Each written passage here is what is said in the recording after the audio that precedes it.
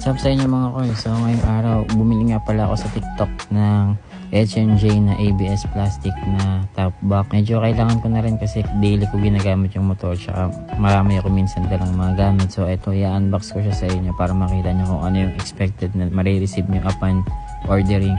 So ayun, ang ganda ng packaging niya, balot na balot. So darating talaga sa inyong safe at walang dents yung box. Metal na nga rin nga pala yung pinaka bracket plate na ito. So ayan, makikita nyo rin na naka double metal lock na rin siya.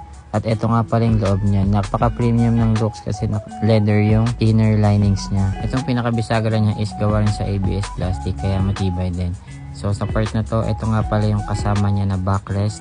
Ito yung malambot na part sa likod, ito yung sa taas at ito naman yung sa baba. Ayan, safe na safe yung mga OBRs nyo yan. Ganito nga pala yung magiging itsura niyan kapag naikabit nyo na yung pinaka metal na plate na kasama ng box sa mga motor nyo.